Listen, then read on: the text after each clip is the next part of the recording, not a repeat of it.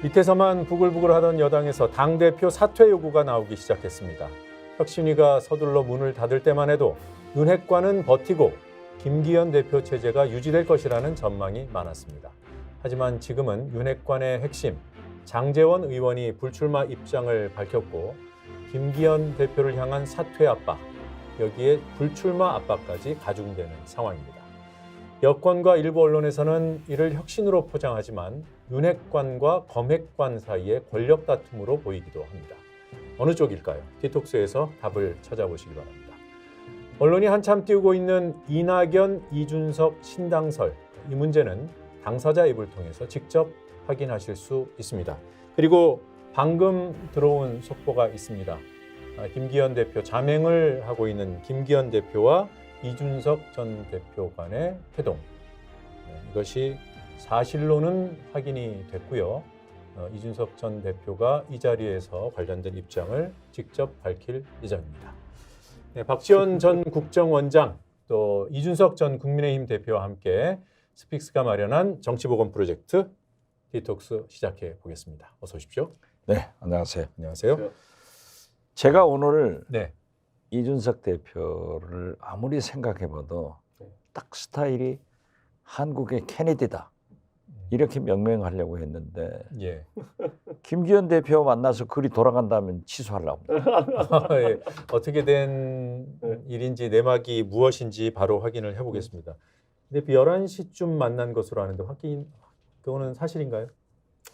네, 사실 뭐 오늘 만난 게 11시고요. 네. 뭐 점심시간 전까지 이제 한 1시간 정도 대화를 했던 거고요. 사실 이런 겁니다. 원래 별로 사람들이 주목하지 않았지만은 지난주에 이미 한겨레 신문 인터뷰에서 네. 그래도 제가 이제 당을 떠나거나 이렇게 하기 전에 김기현 대표나 저와 당에서 굉장히 친분이 있었던 분들과는 상의를 많이 한다. 그리고 특히 김기현 대표는 제가 꼭 아마 이번 주나 해서 만날 계획이다라고 얘기했었어요. 예. 근데 그게 이제 그래서 이제 만나게 된 건데 모 중진 의원이 사실 가운데서 많이 꼭 한번 만나봐라 그래도 어떤 겨치 예. 선택하고 이렇게 하기 전에 그래서 만나게 된 거고. 근데 문제는 만나기로 하고 그런데 어제부터 갑자기 김기현 대표의 거취에 관해서 이제 파동이 난 겁니다. 예. 그러면서 오늘 혹시 그것과 연계돼서 만나기 하는 거 아니냐, 이런 뭐 긴급 회동 아니냐 이렇게 얘기하는데 그게 아니라 원래 만나기로 되어 있었던 것을 오늘 만난 겁니다. 자, 그러면 약속은 원래 돼 있었는데 네. 만나서 그래도 지금 현안을 얘기하지 않았을까요? 그러니까 원래는 제가 제 거취에 대해 가지고 그냥 얘기하고 이렇게 하려고 만나는 거였는데 어쩌다 보니까 오늘 만나가지고 김기현 대표 거취 얘기를 되게 많이 했습니다. 그래서 그 약속이 돼가지고 어제 예. 이준석 대표가 왜 대통령한테는 한마디도 못하고 김기현 대표를 그렇게 공격하느냐라는 얘기를 해서 저도 깜짝 놀랐거든요. 말은 맞는데 무슨 힘의가 있는가, 혹시 또 신당에 김기현 대표가 조인하는가 했는데 그런 건 정말 그건 너무 상상력이 뛰어나신 거고요. 아니 그런데 갑자기 그 얘기를 말씀을 하더라고요. 그런데 그건 사실은 맞는 얘기예요.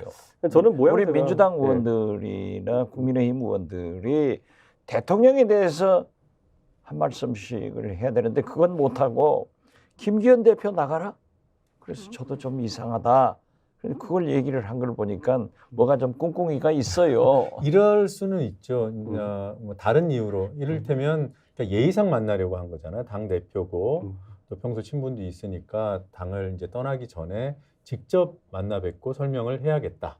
이 정도로 이해는 됩니다만 그런 만남의 약속이 돼 있었기 때문에 사퇴 압박, 공격을 받고 있는 김기현 대표를 위해서 덕담 차원의 얘기를 했을 수는 있겠다. 근데 이게 있는 것 같아요. 그러니까 김기현 대표 입장에서 사실 저랑은 뭐 개인적인 친분이 저랑 대표 원내대표로 있으면서 저희가 승리조였거든요. 그냥 저희 조합만 이 당이 생긴 이래 박근혜 이후로 승리를 해본 조합이거든요. 그러니까 저는 김기현 대표가 지금 선거 지고 이렇게 하는 거 있어가지고 저는 김기현 대표 책임이 진짜 크다고 생각하는 거냐. 이게 전투에 졌는데 사실 그 지휘관은 지금 멀쩡하게 지금 네덜란드에 계시고 그 밑에 이제 사실 군단장 정도를 지금 이제 원흉으로 몰고 있는 건데 예. 저는 이거를 왜 당내에서 그러면은 올바른 얘기 하는 사람이 없냐 이거 정도는 지적해야 되는 게 아니냐라는 그냥 솔직한 생각이었고요. 그리고 뭐 싸가지론 그러는데 이게 진짜 싸가지 없는 거지 뭐냐 그렇게 그냥 되짚어주는 것도 있고 굳이 말하자면 그 앞으로 저의 행보에 대해 가지고는 저는 제가 사실 오늘도 신당 준비하답시고 아침부터 많은 분들 전화하고 만나고 이렇게 하고 있고요. 그러니까 완전 별개의 그거였는데 갑자기 어제부터 거치 파동 터지면서 갑자기 이렇게 네. 엮여버린 겁니다. 이게. 그럼 오늘 무슨 말씀하셨어요? 그러니까 원래 제 거취에 대해서 김기현 대표한테 그냥 김기현 말씀드렸는데 대표 이 거취에 대해서 어떤 의견을 나누셨냐고. 김기현 대표는 확실히 고민이 있으시죠. 왜냐하면은 본인께서 생각하기에는 본인과 대통령의 그런 어떤 호흡에 전혀 문제가 없다 생각했는데 솔직히 말하면 조선일보의 그 6석 보도부터 시작해서 급변 사태 아닙니까? 예. 그리고 어느 순간에 김기현 대표를 모든 언론에서 사실 퇴진으로 몰고 있는 상황이고 사실 김기현 대표도 그런 상황이 좀 납득은 안 가실 테니까 그런 부분이 있다는데 저는 어느 정도는 제가 어제 글에썼던 것처럼 지금 발생한 상황에 가장 큰 책임은 김기현 대표가 아니니까 조금은 여유를 가지시라. 사실 어제 바로 급작스럽게 뭐 사퇴 얘기 나오고 해서 눈 너무 당황했어요. 예. 그러니까 이게 하더라도 모양새가 괜찮아야 되는 것인데 어느 정치인이고 이건 갑자기 맥락이 없이 갑자기 잘 지내는 것처럼 보이다가 갑자기 대통령 출장 가실 때 뭔가 일 처리를 마치려는 모양새로 이렇게 가버리면 이게 하나의 관행처럼 아니면은 버릇처럼 돼버리면 큰일 난다. 네. 그래서 저는 김기현 대표한테 다른 말씀은 안 드리고 좀 차분하게 생각하시면 좋겠다. 그런- 김기현 대표가 좀 이상하다 지금 상황이 또는 억울하다 이런 의사를 피력하던가요? 김기현 대표는 솔직히 되게 그 명예를 중요하게 생각하는 분이라 가지고요. 지금 시점에서 본인이 굉장히 뭐가 이거 그 자리에 집착하는 사람처럼 비춰지는 이 상황 자체가 하루라도 지속되면 난 너무 화가 난다 이런 입장이셨던 것 같아요. 예. 예. 근데 사실 그래도 저는 이랬어요. 아니 이미 억울한 일은 억울한 일 당하시는 거고 대신 그런데 무책임해지지 마시라. 이거는 예. 사실 저도 어디선가 겪어본 것 같은 기시감이 드는 장면이긴 한데요. 저는 이거 국민들이 다 보고 있고 결국에는 김기현 대표 때문에 강서보궐선거 졌다고 생각하는 사람 별로 없을 겁니다. 우리도 몇 번이나 얘기했지만은 근데 누구에게 떠넘기듯이 이렇게 하면은 제가 그래서 어제 페이스북에 썼잖아요. 이게 어떻게 제가 항상 하는 얘기지만은 대통령께서 이준석하고도 일 못하고 안철수하고도 일 못하고 나경원하고도 일 못하고 유승민하고도 일 못하고 홍준표하고도 일 못하고 만약 김기현하고도 일 못하면은 누구와 일할 수 있는 거냐? 별난 사람이 누구냐? 한동훈 장관. 다르지 않을 겁니다. 한동훈 장관이 만약에 비대위원장 한다 하더라도 또 마음에 안 들면 또 그렇게 하실 겁니다. 저도 그 얘기는 했어요. 김기현 대표는 강서구청장 후보 공천을 하지 않겠다고 얘기를 했는데 예. 갑자기 그냥 사면했는데 무슨 소리야 이렇게 해서 공천해서 그 실패의 원인은 아니죠. 서울에 있는 환자죠. 헬싱키에 가신 분인데 헬싱키 예. 네덜란드에. 그런데 어떻게 됐든 그것밖에 얘기 안 했어요? 네, 그것에 대해서 얘기하고 그리고 제 개인적인 거취에 대해 가지고는 뭐 최근에 뭐 6석 보도 이런 것들 뭐 김기현 대표는 뭐 그 자료에 어쨌든 뭐 사실관계나 이런 것들에 대해서 얘기를 좀 하셨고 근데 그거야 저도 당대표 했으니까 알고 있는 거 제가 처음에 방송 나선 게 이거는 정성적인 평가로 하는 자료다. 네. 과거 판세 분석 자료로 저는 다 알고 있는 내용이니까 뭐 그거는 의미가 그렇게 없었고 저는 김기현 대표 입장에서는 지금 뭐 공교롭게 이렇게 되면서 많은 사람의 관심이 집중되겠지만은 지금은 그래도 본인의 거취에 대해서 굉장히 고민이 많은 시기다. 지금 잠깐 정리를 해보면 지금 우리 시청자 여러분들께서 이준석 대표가 얘기하는 몇 가지 키워드 이해 혹시 못하실 수 있으니까 그 6석 얘기는 국민의힘에서 자체 정성 평가한 결과 서울에서 6석만 우세하고 다른 곳은 뭐 경하부세거나 다 이제 열세로 분류된다. 그래서 국민의힘도 발칵 뒤집히고 이 자료가 조선일보 단독 보도로 나갔어요. 예. 그러니까 그 뒤에 공교롭게도 대표 사퇴 압박이 들어오기 시작했단 말이에요. 이런 게 일련의 흐름으로 좀 김기현 대표는 이해하고 있는 것인지. 뭐 그러니까 저도 예전에 작년에 기억이 자꾸 떠올라서 좀 짜증 나는데 그 당하는 사람 다 느낍니다. 예, 당하는 사람은 느끼고요. 근데 김기현 대표 입장에서는 그 일련의 과정이라는 게 사실 그 자료가 지난주에 만들어진 자료도 아닙니다. 상당히 뭐 11월이나 이때쯤에 만들어진 자료인데 갑자기 튀어나온 것도 좀 이해하기 어려울 측면이 있고, 두 번째로는 사실 어떻게 해석하기 나름이거든요. 예. 제가 말했던 건 저는 처음부터 그 자료 나왔을 때 이거는 정성적인 평가란 자료다 네. 이렇게 했는데, 정성평가 자료인지 정량평가 자료인지도 사실 밝히지 않았고 안 나와 있죠. 보도만 보면 알 수 그냥 없습니다. 판세 분석이라는 취지로 네. 이렇게 되어 있고, 그러다 보니까 이거는 다소간의 당 상황을 굉장히 어렵게 묘사하기 위한 어떤 의도를 갖고도 흘린 거 아니냐. 제가 그 보도에서 좀 의아했던 게 열세가 6곳이지만 네. 우세가 6곳, 이제 국민의힘 네. 우세가 6곳이지만 경합 우세 지역이 더 있어요. 네. 근데 그건 빼고 강조해서 보도를 했더라고요. 예, 예, 예. 그래서 이게 뭔가 더 어려운 것을 강조하려는 보도 취지다. 거기까지는 이해가 됐고, 네. 그럼 이것이 어떤 목적을 갖는 것인가라는 것까지는 생각을 못했는데, 김기현 대표의 오늘 이 대표를 만나서 그 문제에 대해서 거론했다는 것은 당대표 스스로도 그런 자료가 유출된 거, 보도된 거, 그렇게 의미 해석된 것을 의아하게 생각하고 있다. 이렇게 해석이 되네요. 유출 경위보다는 그 자료가 해석되는 방향 자체가 좀 이제 좀 저도 그러니까 우린 당대표를 다 해봤기 때문에 대충 뭔지 알고 이게 왜 이렇게 보도됐지 이런 거는 다 저도 이상하게 생각해가지고 그때 언론에 얘기했던 거고, 예. 그런 정도의 뭐 편하게 얘기하는 그런 대화였다 이렇게 보시면 될 것 같습니다. 김기현 대표 어떻게 하신대요? 그러니까 언론에 보도된 정도의 그 고민을 실제로 하고 계시는 것 같고요. 근데 제가 뭐 저는 그냥 제 생각에 저라면 이렇게 하겠습니다라는 조언을 드렸는데요. 그걸 뭐 김기현 대표가 뭐 굳이 제 말을 듣고 거기에 따라 결정하실 것도 아니고, 하지만 참고는 하시겠지만은 저는 김기현 대표 입장에서는 아까 말했던 것처럼 본인의 명예가 지금 이제 좀 공격받는 것에 대해서 그것도 급작스럽게 그런데 굉장히 좀 당황하시고 또 한쪽으로는 좀 언짢을 수밖에 없는 상황인 것 같다. 그래서 제가 어제도 말했지만은 사람 마음 다치게 하지 마라. 네, 이게 사실 이기기 위해서 할 수 있다고 하는 일이라고 포장해가지고 사람 내치고 이런 걸 하지만은 당대표 이렇게 제가 어제 말했지만 악화가 양화를 구축한다고 당대표께서 내쫓고 이렇게 하면은 누가 당대표 하려고 하겠냐? 가장 비위 잘 맞추는 사람만 하게 될 것이고, 그럼 당 망가진다. 예. 조금 전에 이 대표께서 인정하신 부분이 좀 시간을 가지고 여유를 가지고 판단을 해라. 이제 김기현 대표 거취와 관련된 예. 그런 조언을 한 거잖아요. 예. 여기서 한 발 더 나가서 명예를 회복할 때까지 좀 버티는 게 맞겠다 이런 조언도 하셨습니까?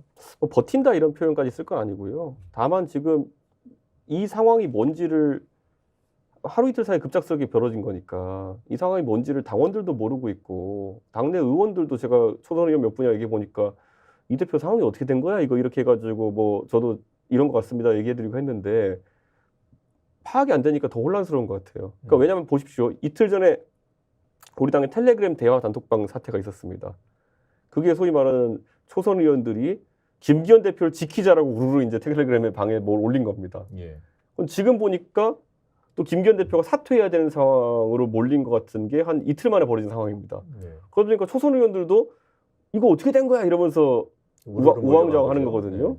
거기다 뭐 김웅 의원 표현으로는 그게 제2의 연판장 사태 같이 돼가지고 무슨 친위 쿠데타를 일으키려고 했던 것이 아니냐. 김기현 대표가 뭐 이런 식으로까지 해석되기도 하고.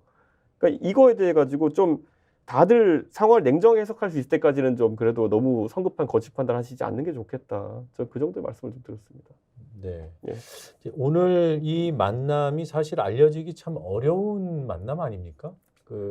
자맹을 하고 있다고 보도되고 있는 집권 여당의 당 대표가 탈당을 목전에 둔 전 당대표를 따로 만난다. 여러 가지 해석을 나올 수 있기 때문에 비공개로 만났을 것 같아요. 네. 비공개 만남이었잖아요. 그렇죠? 네. 이게 공개된 배경 혹시 이 대표가 이걸 먼저 언론에 공개했나요? 공개하기로 한 거는 공통의 의사였다고 보시면 됩니다. 그러면 만나는 순간부터 사후에는 공개한다 이런 합의가 있었나요? 그 만나 뵙고 헤어질 때 오늘 이거는 가볍게 기자들한테는 만났다고 얘기 되겠네요라고 김기현 대표께서 말씀하셨습니다. 그래서 저도 뭐 그런 만난 것 자체는 공개도 문제 없을 것 같습니다라고 말씀드렸고 그래서 공개가 된 겁니다. 그건. 김기현 대표가 먼저 공개하자고 제안을 했군요. 먼저 선후 관계까지는 제가 따지지 않겠습니다. 근데 뭐 그렇게 말씀하셨어요 지금. 이게 이제 그런 것까지 제가 여쭤보는 이유가 이게 진행자인데 취재 기자의 그 자세로 너무하시는 거 아닙니까 지금? 이런 기회가 아니면 제가 어떻게 이렇게 말씀드렸습니까? 아니 이제- 제가 볼 때는 예, 이준석 전 대표는 신당을 창당하는 예. 것은 사실 아니에요. 예, 예. 그런데 김기현 대표가 지금 현재 제가 볼 때도 네. 못 견딜 거예요.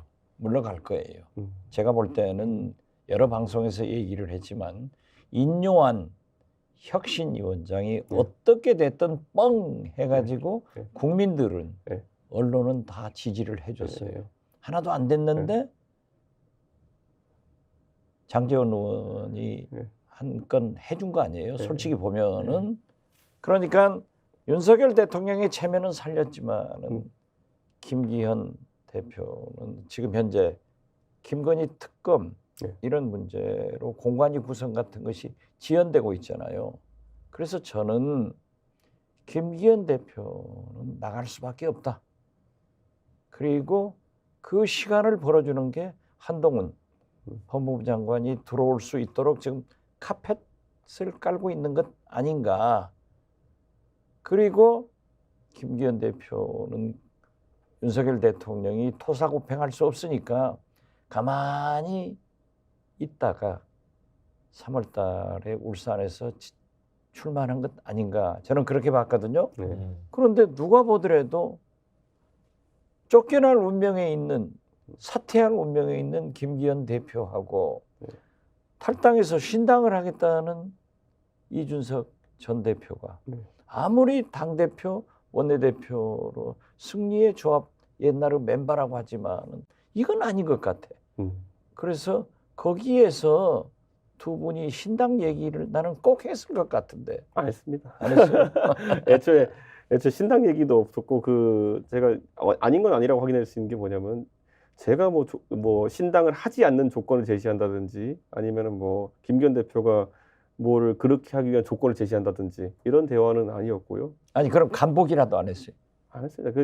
제가 이제 그런 대화의 목적이라면은 사실 누굴 통해서 전원을 오히려 얻는 게 안전하고 그리고 직접 만나서 그런 얘기 하지 않았습니다. 네. 확인을 하면 오늘 만남에서는 소위 말하는 이준석 신당과 관련해서 같이 할 조건이라든가 또는 이 대표가 신당 안 하고 국민의힘에 잔류할 조건 등에 대해서는 논의한 바가 없다. 저는 왜냐하면 저는 그거는 만약에 논의한다 하더라도 제가 김기현 대표한테 어떤 귀책 사유가 있다고 보지 않기 때문에 제가 김기현 대표가 바뀌어라 이런 얘기를 한 적도 없잖아요. 예. 그래서 저는 대통령이 바뀌어야 된다는 말만 하고 있는 상황 속에서 김기현 대표에겐 요구할 것도 없고 김기현 대표가 바뀌실 리도 없다, 바뀌어야 될 것도 전 없다 보기 때문에 그러나 상황이 지금 현재 저는 대표를 절대 오래 갈 수 없어요.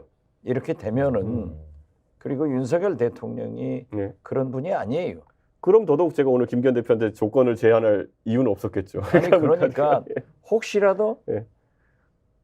같은 동병상련의 마음에서 김기현 대표가 신당에 가겠다 또는 전혀 없었습니다. 네. 전혀 없었어요. 예. 제가 궁금한 포인트는 또 다른 네. 면에서 하나가 더 있는데 그것까지만 여쭤보고 예. 예. 불편하게는 안 해드려야 될 것 같아요. 그래야 이후 토론 예. 이어갈 수 있을 것 같은데 대선 때 예. 김기현 당시 원내대표 역할론이 있었잖아요. 예. 이준석을 화해시킨. 음. 그러니까 지금 김기현 대표가 윤석열 대통령에게 면을 세울 수 있는 좋은 수단이 뭔가 나가려는 이준석을 돌려 세우는 것 아니겠는가. 그런 생각이 사실은 들었어요. 그래서 만났다고 하길래 김기현 대표가 이준석 대표한테 이런 조건이면 좀 남을 수 있지 않겠냐라고 좀 강하게 설득했을 수도 있겠다라고 저 혼자는 생각해 봤습니다. 네. 근데 이제 그런 대화는 없었다고 하시니까 근데 김기현 대표 제 성격 잘 아십니다. 그래서 그런 거는 이제 못 잡는다는 걸 알 수 있다. 제가 한 번 아니라고 하는 건 아니라고 하는 거 잘 알고 계시고 그래서 예. 뭐 김기현 대표 입장에서는 사실 오늘 원래 만나기로 한 목적대로 만나서 대화했으면은 좀 그런 얘기를 중점적으로 했을 텐데 오늘은 공교롭게도 김기현 대표의 거취가 관심사를 받으면서 저도 진지하게 김기현 대표 제가 그 팀으로서 같이 일했던 분이니까 네. 저라면 이렇게 하겠습니다. 뭐 이런 얘기 많이 했습니다. 예, 조금 더 시간을 갖고 네. 너무 성급하게 판단하지 마시라 이런 취지의 조언을 하셨어요. 저는 지금 상태가 이해도 안 가고 저는 솔직히 용납이 안 돼요. 보면은 어떻게 그러니까 당이라는 게 국민의힘이라는 게 원래 보수 정당이면은 네. 안정감이고 책임감이 우선이 된 정당인데 아니 대통령 하나 바뀌었는데 어떻게 이렇게 계속 당 대표 쫓아내는 것만 하고 이렇게만 하는 걸 바뀌었는지 저는 네. 이건 이해가 안 갑니다. 진짜. 거치라고 하면은 네. 지금 이제 당 대표를 맡고 있으니까 대표에서 물러나냐 마냐 이 거치도 있겠지만 출마 울산 지역구에서 네. 김기현 대표가 출마하냐 마냐 이것도 관심사예요. 이런 부분에 관한 의미도 담아서 말씀드린 겁니까? 그거에 대한 고민은 있으신 건 맞습니다. 그리고 그 안에서 본인이 명예를 우선시하고 또 무엇보다도 뭐 그렇기 때문에 사실 옵션이 몇 개 있지 않습니까? 보면은 굳이 따지면 4가지 아닙니까? 네. 불출마 대표 사퇴, 불출마 대표 유지, 출마 대표 유지, 사퇴, 출마 유지. 대표 유지 예. 이게 있잖아요. 그 안에서 좀 고민의 틀이니까요. 제가 굳이 말씀드리면 2개는 지우라고 말씀드렸습니다. 그 안에서. 둘 다 하는 거는 이제 둘 다 버리고 둘 다 취하는 거는 버리는 거죠. 그건 현실적으로. 네, 지금 둘 중에 하나를 버리는 정도로 버티시라 이렇게 조언을 한 거네요, 보니까. 그렇죠? 자, 당대표를 버릴 경우에는 출마는 쥐어야 된다. 또는 출마를 버릴 거면 당대표는 갖고 가시라. 이렇게 조언하신 것 같습니다. 어떻게 보십니까? 그 조언 하나마나 당 대표는 이미 간 거예요. 그럼 출마라도 그렇죠. 확보해라? 출마라도 확보하는 것이 또 윤석열 대통령도 모든 사람을 다 쫓아냈는데 네. 김기현 대표마저도 그렇게 하면은 안 돼요. 그렇기 때문에 나는 출마는 하게 될 거다. 그렇게 봐요. 그리고 제가 오늘 이거는 제가 오늘 페이스북에 한번 쓰고 온 내용인데 이 얘기는 제가 그냥 이건 김기현 대표님에게 참고는 하시라고 이제 그냥 마지막에 말씀드렸던 게 뭐냐면은 대표님이 그 다른 사람의 문제 때문에 너무 피해 입으시면 안 된다 그런 취지로 특검법 관련해 가지고 예. 제가 절차를 그냥 말씀드렸거든요. 김기현 대표님이 뭐 다선 의원이시고 저보다 의회 절차는 잘 아시겠지만 지금 이 거부권이라는 절차가 너무 흔하지 않은 절차이기 때문에 자 지금 보시면 이 모든 분란이 생긴 한 1주 전으로 가보면요. 공관위원장을 일찍 출범시키는 것에 대해 가지고 반대하는 분위기가 있었다는 보도가 나왔어요. 예. 그리고 특검법 처리에 대해 가지고 그 혹시라도 낙천된 의원들이 반란표를 던져가지고 재의결되는 거 아니냐. 거부권을 써도. 예. 그걸 두려워한다는 보도가 CBS 발로 나왔는데 우선 당에서는 부인했죠. 그럼 네. 저도 뭐 CBS가 소스가 있어서 썼을 거라 생각하고 저는 그래서 저도 잘 모르니까 혹시라도 이게 당에 지금 걱정이라 그러면은 제가 국회법 찾아보고 사실 전문가한테 문의도 해봤습니다. 뭐 그런데 뭐가 있냐면은 그 헌법 53조인가에 보면 거부권에 대한 내용이 들어 있습니다. 근데 거기 어떻게 됐냐면은 법률을 의회가 통과시키면은 15일 내에 대통령이 거부권을 행사할 수 있다. 예. 제의 요구할 수 있다. 그런데 그러면은 의회는 3분의 2, 재석 의원의 3분의 2로 의결해가지고 다시 통과시킬 수 있다가 거기까지가 헌법에 들어있는 내용이에요. 네. 근데 뭐가 없냐면요. 국회로 다시 돌아왔을 때 언제 의결해야 되는지가 제한이 없어요. 기한이 없죠. 네. 보통 기한을 둘 때는 법에 어떤 표현을 쓰냐면 지체 없이라고 씁니다. 뭐가 돌아오면 지체 없이 표결한다 그러면 바로 상정해야 된다는 얘기거든요. 그러다 보니까 무슨 문제냐면은 원래 용산에서 이거 기획한 사람의 의도는 거부권으로 돌려놓으면은 바로 재의결해가지고 아예 최종 부결시키고 그 다음에 공천으로 의원 날리면 된다 뭐 이런 거였을 네. 거예요. 근데 그 시나리오는 없어요. 뭐냐면 돌아오면은 김진표 의장님이 일정 짜시는 대로 아니면 민주당에서 일정 짜는 대로 국힘 공천 기다렸다가 거부권 재의결할 수 있는 겁니다. 그렇죠. 그럼 무슨 상황이 생기냐면 거부권 쓰고 공천 탈락한 사람들 열받아가지고 재의결 돼버리는 수가 생길 수 있어요. 그럼 거부권도 쓰고 재의결 특검도 하고 이렇게 되면은 완전 난장판이거든요. 제가요. 예. 그 문제에 대해서 저는 이렇게 얘기했어요. 예. 홍익표 민주당 원내대표가 아주 정확한 네. 계산을 해가지고 했다. 음. 제 계기가 오면은 예. 이준석 신당은 창당되고 국민의힘의 공천 학살은 시작되고 예. 그러면 많은 의원들이 신당에 조인을 하게 되고 또 국민 여론이 거부권 행사하지 마라 하는 게 70%고 대구 경북 TK에서도 67%가 거부권 행사하지 마라 하고 예. 갤럽 여론조사에 나왔어요. 그렇기 때문에 설사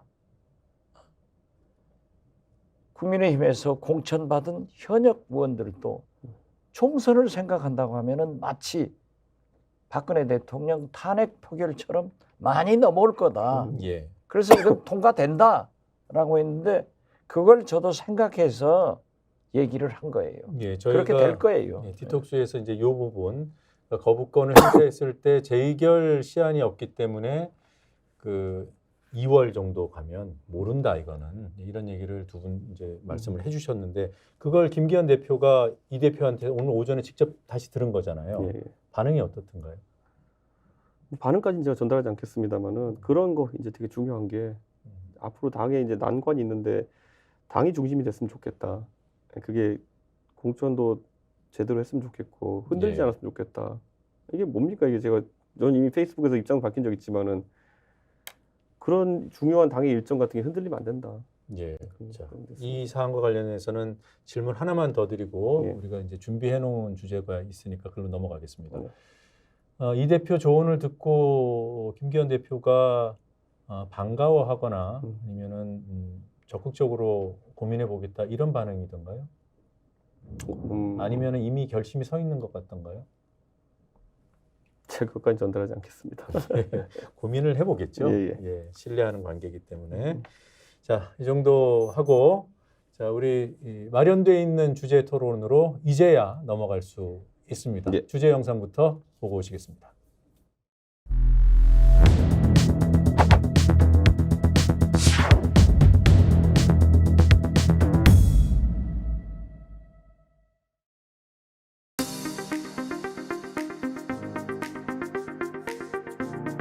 힘을 모아야 할 시기에 그에 대해 집중하지 않고 오히려 당내 문제를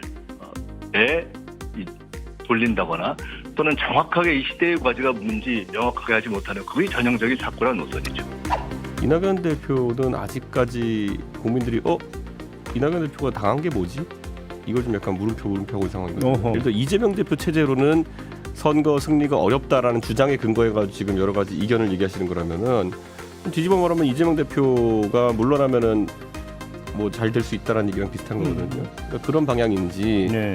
아니면은 뭐 모르겠습니다. 이게 궤가 다릅니다.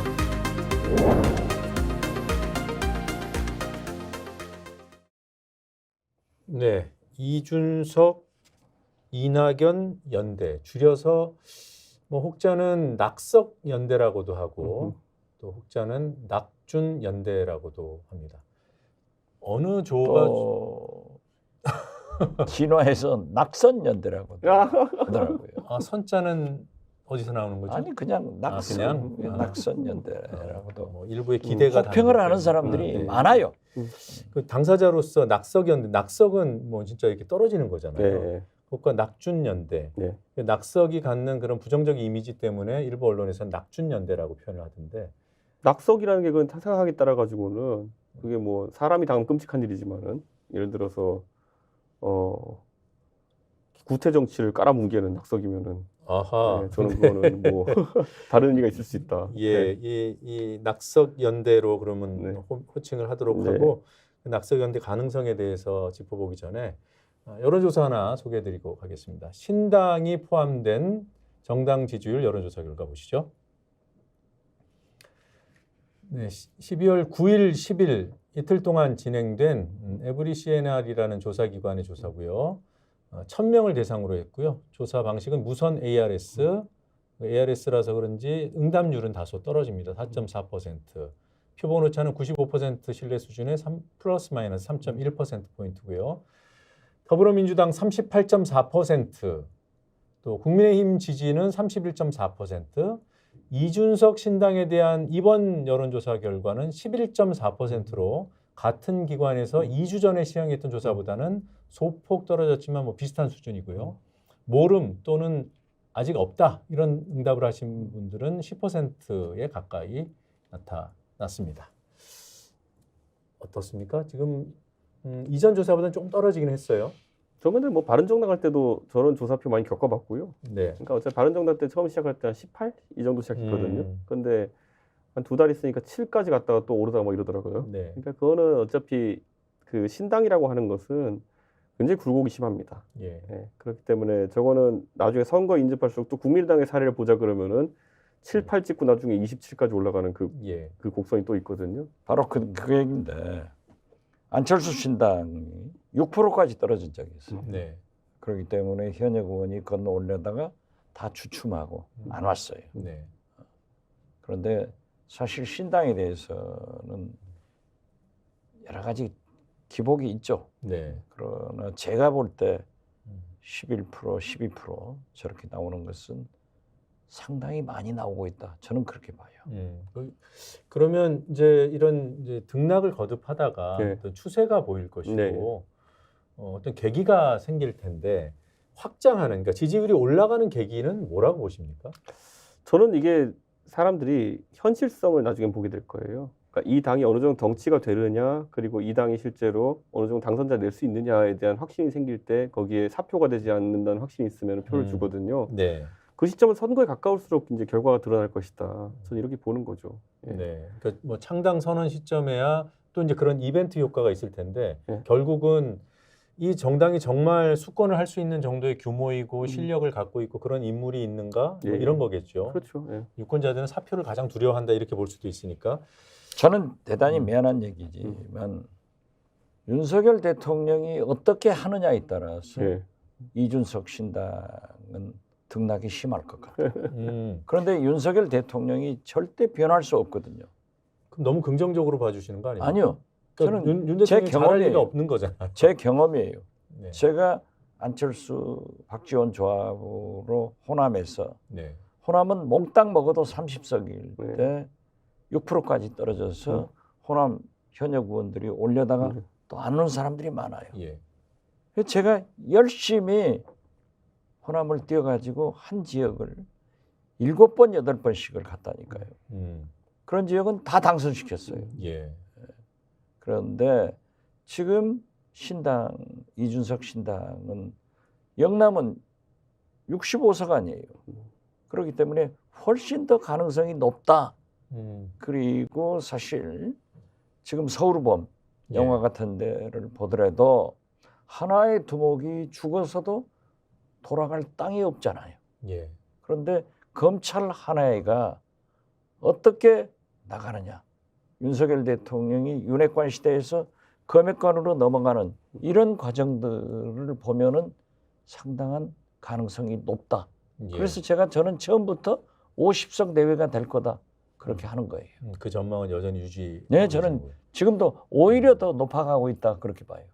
그 국민의당 말씀을 하시려고 초록색 옷을 입고 오셨나요? 그건 아닌가요? 제가 초록색을 좋아합니다. 예. 이준석을 중심으로 여러 조합이 거론되고 있습니다. 네. 그래서 우리 방송 시작하기 전에 정치는 이준석 혼자 하냐 이런 이제 우스갯소리로 말씀하셨는데 네. 완전히 뭐 뉴스 메이커야.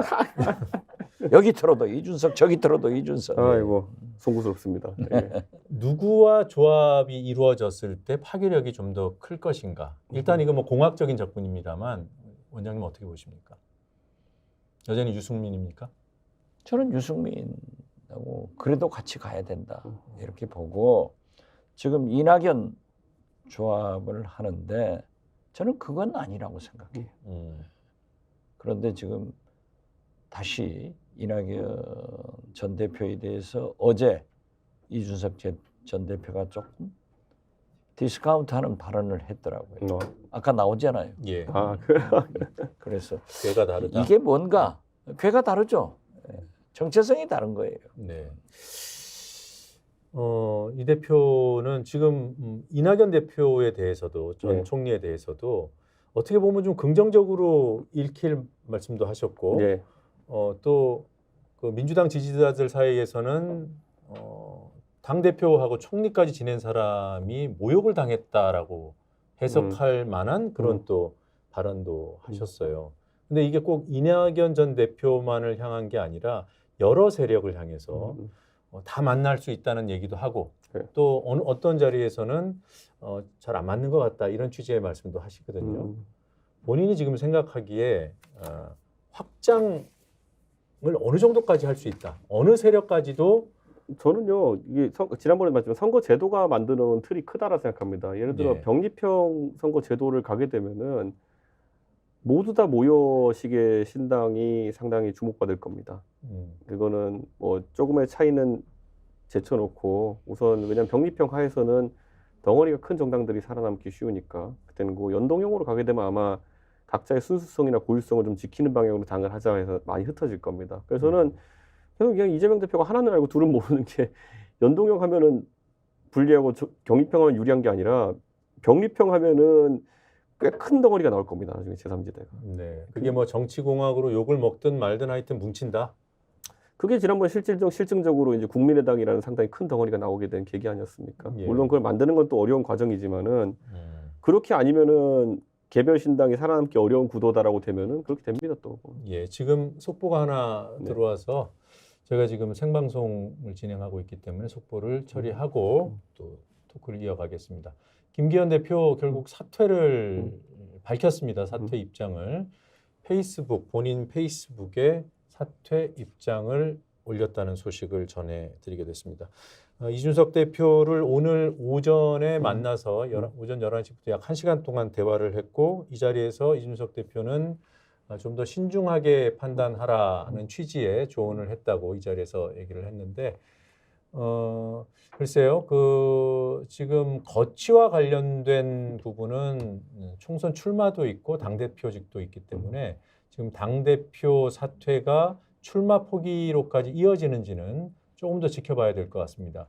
오늘 페이스북에 올린 내용 간단히 소개해드리면 이렇습니다. 오늘부로 국민의힘 당대표직을 내려놓는다. 지난 9개월 동안 켜켜이 쌓여온 신적폐를 청산하고 대한민국의 정상화와 국민의힘, 나아가 윤석열 정부의 성공이라는 막중한 사명감을 안고 진심을 다해 일했지만 그 사명을 완수하지 못하고 소임을 내려놓게 돼 송구한 마음이다. 이런 요지입니다.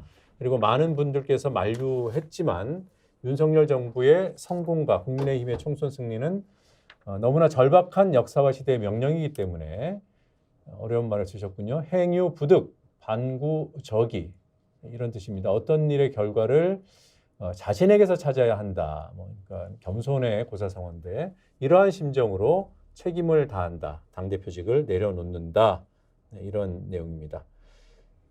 출마 여부에 대해서는 밝히지 않고 있습니다. 앞서서 장제원 의원은 부산 출마를 포기한다는 입장을 밝혔고요. 더불어서 김기현 대표의 출마 여부에 대해서도 관심이 모여 있는 상황입니다만 당대표직 사퇴는 선언을 했고 출마 여부는 아직 좀 더 지켜봐야 할 것으로 보입니다. 제가 말한 대로 김기현 대표는 견딜 수 없을 것이다. 사퇴한다. 네. 제가 단정적으로 얘기했는데 이렇게 사퇴를 하고 보니까 이준석 대표와 신당에 대해서 논의 가능성이 있다. 저는 그렇게 보입니다. 왜 자꾸 얘기를 안 해요? 예, 저는 진짜 논의 안 했습니다. 네, 진짜 논의 안 했고 네. 이제는 좀 편하게 좀 얘기할 수 있는 게 있다 그러면은 사실 김기현 대표를 만나기 전에 우리 당 초선 의원들도 만나서 얘기를 하고 또 전화도 많이 하고 했는데요. 이것의 의미는 공천 학살입니다. 이거는 공천 학살이라는 거를 확실히 이제는 감을 잡았고요. 그러니까 구도를 이렇게 보시면 될 것 같습니다. 지금 국민의힘에서 김기현 대표가 전당대회를 치르시면서 도와주신 분들이 많기 때문에 의원들이 그 의원들을 김기현 대표가 다독일 수 있는, 그리고 이번에도 텔레그램 사태에서 드러났지만은 그분들이 김기현 대표를 직을 유지하길 바라면서 서포트했던 이유는 경선이라도 시켜줄 거라는 기대감이 있어서였습니다. 예. 김기현 성격이 워낙 또 그렇게 뭐랄까요? 뭐 남에게 부드럽다고 해야 되나요? 남에게 피해 주는 걸 안 하시는 성격입니다. 그렇기 때문에 김기현 대표가 대표직을 유지해야만 본인들에게 경선이라도 시켜주는 그런 분위기를 만들 것이라는 생각이 확고하게 있어요. 초선들한테는. 네. 근데 이렇게 됐다는 건 뭐냐면 지금 비대위원장이 누가 오든지 간에 그 사람은 김기현 대표와의 초선 의원들과 어떤 그 부채 관계가 없습니다. 그러면은 공관위원장을 데려올 때도 그 비대위원장과 대통령의 뜻이 적용된 사람이 올 것이고 그 사람은 지금에 있는 초선 의원들은 어느 누구에 빚진 게 없습니다. 그러면은 학살이죠. 네. 공천 학살이라는 표현이 성립이 되려면 지금 있는 사람들에 대한 물갈이뿐만 아니라 들어오는 사람들의 명분이 약하다는 전제가 있어야 되는 거잖아요. 이게 왜 이렇게 말씀드릴게요. 자, 대통령께서 만약에 이건 전제입니다. 대통령께서 우리가 예상하는 것처럼 영남이 아까 65개 정도 지역구 된다고 이제 원장님 말씀하셨는데 그 중에서 한 절반 정도 30개 이상을 물갈이하려고 한다. 네. 본인이 예를 들어 본인이 뭐 대선 과제 빚진 사람도 있을 것이고 청와대 행정관 중에 내려보낼 사람도 있을 것이고 했을 때 30명 정도 물갈이한다 했을 때 지금 솔직히 말하면은 낙하산으로 내려가려고 하는 행정관들의 스펙이나 급수가 과거에 비해서 많이 낮아졌습니다. 예. 이게 영남 선거는 뭐가 있냐면요. 딱 낙하산이 내려가면요. 자네 벼슬이 몇 품인가부터 물어봐요. 그러다 보니까 지금 대구는 의원들이 어떻게 되냐면 제가 지난번에 한번 여기했지만 12명 국회의원 중에서 그 기재부 차관이 2명, 경찰청장 출신이 2명, 뭐 판사가 하나, 검사가 하나, 부시장 출신 2, 뭐 이런 식이거든요. 네. 그러니까 대구는 그 벼슬의 직급도 많이 자네 정 몇 품인가 이런 게 있거든요. 근데 지금 내려가는 사람들은 그게 약해요. 그러면은 김기현 대표의 철학은 뭐냐면은 워낙 그런 거를 잘 지켜주려고 하기 때문에 경선을 시켜주겠다가 원칙이 돼요. 근데 경선을 시켜주겠다 그런데 갑자기 용산에 내려온 사람이 경선을 묻는다 그러면은 다 쓸려 나가는 거예요. 현역 의원한테. 그러면 대통령이 생각해보세요. 대통령이 10명을 대통령실 명의로 내려보냈는데 김기현 대표가 시켜준 경선 때문에 10명이 다 졌다. 그러면 대통령은 그 자체로 망실입니다. 선거에 보기 전에. 예. 그렇기 때문에 저는 이거는 공천 제도에 있어가지고 다 갈 수 없다. 예. 제가 누차 얘기를 했지만은 윤석열 대통령은 입당하면서도 밝혔잖아요.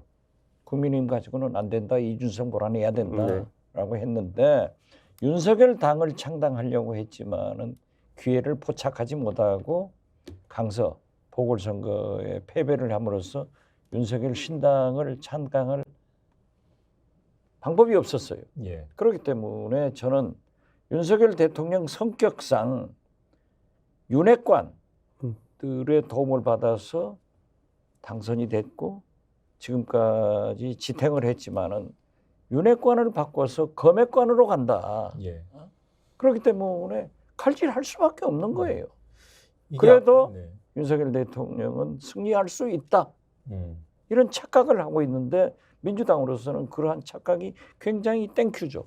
저는 이 오늘부로 선거가 되게 이제 이상해진 게 저는 지금 상황에서 이 머리가 돌아가는 현역 의원이면은 이것의 의미를 빠르게 포착해야 됩니다. 원장님 제가 하는 말이 맞죠? 맞죠? 그런데 대한민국 탑 스파이가 보기에도 제가 하는 아니 말이 맞죠? 맞아요. 그렇기 때문에 한국의 케네디가 탄생한 아니 제가 질문 케네디 대통령이 큐바를 위기 네. 때 생각지도 않은 봉쇄를 해가지고 자기 리더십을 세우잖아요. 이건 자꾸 제가 얘기지만은 이준석 전 대표의 리더십은 윤석열 대통령의 똥볼에 의거해서 서지는 거예요. 정치는 상대적이란 말이에요. 예. 저게 되면은 신당 되는 거예요. 아니 근데요.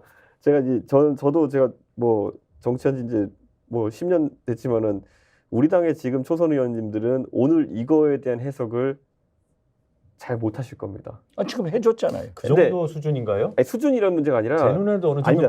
보이는데. 사람이 자기 문제에 되면은 희망 회로를 돌리게 돼 있잖아요. 그렇죠. 그래서 이제 나는 괜찮을 거야가 계속 동작할 건데요. 저는 네. 오늘 이거 방금 전에 김기현 대표 사퇴 속보 보고 또 저는 김기현 대표와 대화 나눈 걸 토대로 생각해 봤을 때 저는 그러면 예측하겠습니다. 비대위원장 원희룡.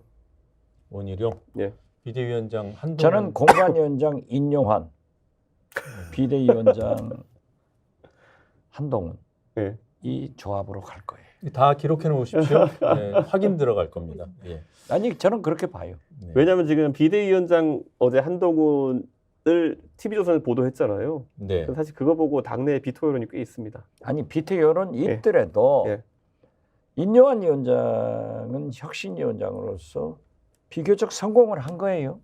윤석열 대통령이 상당한 예. 체리 따봉 보내잖아요. 네. 네. 예? 그런데 아니 진짜야. 그런데 자, 내가 공관위원장 달라. 그렇게 했죠, 그러니까 미리. 김기현 네. 대표가 너 네. 하고 이 혁신을 안 해주는데 여기에 대한 책임을 지고 나가게 하는데 저는 공관위원장 지금 윤석열 대통령은 국민적 지지를 받아야 돼요. 네. 그렇기 때문에 인요한 공관위원장을 시키고 네. 또 계속 떠들어댈 거예요. 원희룡 비대위원장으로는 장악을 못해요. 그분은 너무 좋은 분이야. 그렇기 때문에 저는 한동훈,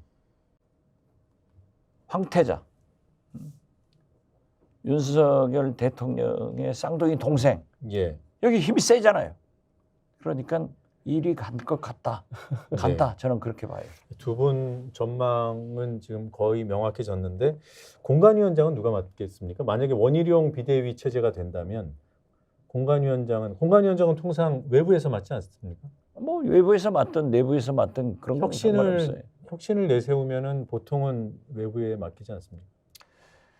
저는 김기현 대표 사퇴 얘기를 들으니까 더더욱 놀랍네요. 저는 공관위원장이 얼굴 색이 많이 변하네. 공관위원장이 정해진 걸로 알고 있었거든요. 누군가로. 그러니까 김기현 체제에서 예. 근데 안 정해진 거였다면은 그것마저도 제가 봤을 때는 페이크였나 이런 생각. 그러니까 모든 걸 지금 다 그냥 마음대로 바꿔버리는 그런 형세로 보이거든요. 아 그것이 뭐 미리 윤석열 스타일이에요. 저는 이렇게 되면은 근데 오늘자로 그럼 위협이 실제화된 게 뭐냐면요. 만약에 초선 의원들이 이것이 무슨 의미인지를 알아들었잖아요. 그러면은 특검편 표결 바로 문제됩니다. 아예 첫 표결에서 3분의 2가 나올 수도 있다. 그건 김영이니까 안 나올 거고요. 그건 안 되고. 김영에서 그럼 그건 그냥 레임덕이죠. 그러면은 그게 표결되면은 탄핵안도 표결된다는 얘기인데 지금 그건. 윤석열 대통령의 레임덕은 시작됐다니까요. 근데 그래서 이거는 윤석열 정권 호수 저수지는 이미 구멍이 뚫린 거예요. 계속 커져 나가는 거예요. 그렇기 때문에 네. 지금 김기현 대표를 토사구팽하는 것도 지금 이준석 전 대표가 얘기했던 대로 도대체 대표하려고 하는 사람 다 쫓아내고 다 안 예. 된다 하고 거기 시켜놨다가 또 차버리고 네. 이게 문제가 되는 거죠. 그리고 측근들이 보따리 싸는 것이 레임덕이에요. 제가 경험했다니까요. 네. 그 아까 말씀 중에 이제 그 김기현 대표 네. 그 만난 얘기를 하는 중에 네. 그 초선 의원들 그 텔레그램 네. 단톡방 네. 얘기를 하면서 네. 초선 의원들이 김기현 대표를 지키기 위해서 친위 쿠데타 이런 표현을 쓰셨잖아요. 예. 제가 들으면서 좀 어색한 거예요. 여긴 당인데 당의 지도부가 있고 대표가 있는데 네. 그 대표를 지키려는 것은 당의 어떤 시스템적인 움직임이어야 되는 거고 네. 쿠데타는 반대여야 되잖아요. 네. 근데 지금 김기현 당대표에 대한 공갈을 떠나서 김기현 당대표가 이런 식으로 물러나는 이거야말로 용산이 기획했던 외부에서 기획한 쿠데타 아닌가. 네. 저는 그렇게 느껴져요. 그게 이제 조금 더 구체적으로 아니 말씀드리면 근데 일상화돼 가지고 이제 사람들이 이게 동남아시아 가면 약간 정세가 불안정한 국가는 계속 군부가 이렇게 막 들어오고 하는 게 이게 일상화돼 있잖아요. 예. 우리도 봤을 땐 뭐 처음에 5.16 한 다음에 신군부 들어오고 하는 게 일상화돼 있었던 것처럼 약간 그런 상태입니다. 당이 지금. 국힘의 봄은 옵니까? 잠깐 왔었죠. 지금 말이에요. 지금 제가 볼 때는 지금 이게 뭐 용산이도 외부에 의한 쿠데타 시도 같거든요. 아 저는 그런데 이게 더 황당한 게 뭐냐면 왜 대통령이 해외 가시면 항상 이런 일이 발생하는가. 그러니까 좀 앞서 얘기한 것까지 보면은 이게 잘 짜여진 각본같이 보입니다. 그 서울 지역 6석 그 보도가 나오고 장제원 의원 불출마 선언하고 당대표 사퇴 압박 들어가고 이런 일련의 과정이 이게 딱딱 맞아 떨어진다는 인상을 지울 수가 없습니다. 이거는 뭐 아까 뭐 희망의 회로를 그 당 내부 인사들은 돌린다고 하지만 이미 저는 이거는요. 예. 지금 우리가 이렇게 분석하지만요. 저는 어쨌든 언론에 보도되지 않은 우리 당 의원들과 얘기나 이런 것들을 조합해 보면요. 당내 불신 풍조가 팽배할 겁니다. 이거는 저희 반증이 왜냐하면 10월 11일인가요? 그때 그 강서 보궐선거 이후에 예. 오히려 그때 한창 논의했을 때 이후에 당내에 그래 2달 동안 형성된 분위기는 뭐냐면은 그 김기현 대표나 이런 분들이 굉장히 대통령을 좋게 그래도 얘기했어요 당에다가. 아 이게 뭐 보면은 대통령 요즘은 내 말도 잘 경청하고 기사도 났잖아요. 보면. 그렇죠. 당의 의견을 참고하려 노력하시고 이런 하루에 했는데 두서너 번씩 소통하고 네. 그리고 그게 실제였던 것 어쩔 같아요. 때는 밤 9시 10시에 가서 서너 시간 얘기한다. 예. 그게 실제였던 것 같아요. 대통령께서 그런 모습을 보이려고 하는 외견상의 모습을 보였던 것 같아요. 그래서 당내에서도 아 선거를 앞두고 좀 바뀔 수 있겠구나에 대한 기대가 높아지는 상황이었어요. 그런데 한 방에 이게 롤백된 겁니다. 네. 안 좋은 말. 그래서 이제 저는 지금 당내 인사들은요 서로가 서로를 못 믿는 상황이 됐을 겁니다. 지금 이거는. 이렇게 그렇게 서로가 서로를 못 믿게 돼야만이 검핵관이 오는 거예요. 다 표고동 심은 뜻이 있으니까 이게 전개되는 거고 그러한 보도가 나오는 거고 오동잎 떨어지면 가을이 온 것을 알아야지. 그래서 나는 김기현 대표가 절대 나간다 못 견딘다. 이건 시나리오가 이미 딱 정해진 거예요. 저도 그래서 계속 2주 뒤에 물러날 것 같다는 얘기는 하면서도 근데 그럴 것 같다는 제가 예측인 거고 이렇게 물러나면 안 되는데라는 생각이 계속 있었던 거예요. 왜냐면 그건 보통 정치인, 보통 국민이면 그런 생각을 하죠. 그렇지만 이 정권은 윤석열 정권이에요. 그러니까 우리가 지금 그러니까 윤석열 대통령은 정치를 검찰 수사하듯 하고 검찰 수사는 정치하듯 하는 데서 문제가 발생하는 거 아니에요. 네. 저는 제가 얼마 전에 이제 그 당내 그 내용을 정통한 어떤 지인과 식사를 하면서 아니 대통령께서는 그 네덜란드 ASML 회사 뭐 유명한 회사긴 하지만 그거 우리가 슈퍼 을인데 가가지고 굳이 방문하시고 뭐 국빈 방문 왜 하실까요? 이렇게 했더니만은 별로 개의치 않게 그분이 이렇게 답했어요. 뭐 가인동안에 국내에서 할 일이 있나 보지 뭐 근데 지금 생각해 보니까 사실 이해가 안 가잖아요. 엑스포 때문에 그 해외에 나가시는 거에 대한 여론이 굉장히 안 좋은데도 결국엔 강행하신 거 아닙니까? 금년에 16번 나갔다. 예. 취임하고 네, 80일입니다. 80일. 네. 예산이 얼마예요? 내 돈 가지고 지금 헬싱키 가신 거예요. 587억 원 썼습니다. 그런데 어떻게 578억 됐든 원 썼습니다. 대통령이 외교를 하는 것은 필요하죠. 그러니까 저는 그래서 ASML 뭐 네덜란드 방문 이런 것도 혹시 아까 우리 얘기했던 것처럼 가시고 그 전에 보도 그 다음에 이런 거 장제원 의원까지 다 짜고 있은 거라면은 아마 김기현 대표는 사람 못 믿고 살 것 같습니다. 이제 보면은. 네. 네. 장제원 의원도 지난 6일 대통령께서 재벌 회장들하고 떡볶이 먹방할 때 그때 가서 만나셨다는 거 아니에요. 그렇기 때문에 나는 정리가 됐다. 그리고 장제원 의원은 부산시장 대권까지 꿈꾸는 분이에요. 그렇기 때문에 지금 이번에 국회의원 나와서 현직 국회의원 사퇴하고 부산시장 도전하기는 굉장히 부담인데 저는 2년 있다가 부산시장 가기 위해서 저는 뭐 대통령실장이나 입각할 거예요. 경력 쌓는 거예요. 그런데 대통령들은 그러한 말씀을 잘 하더라고요. 제가 공보수석을 1년 반째 하고 있는데 김대중 대통령이 부르더니 이번에 문체부 장관으로 가서 일도 잘하고 경력을 쌓아가지고 네. 청와대로 돌아와라. 그건 비서실장으로 돌아오라는 거 아니에요? 그런 얘기인데 저는 대통령들이 그렇게 할 수 있다고 봐요.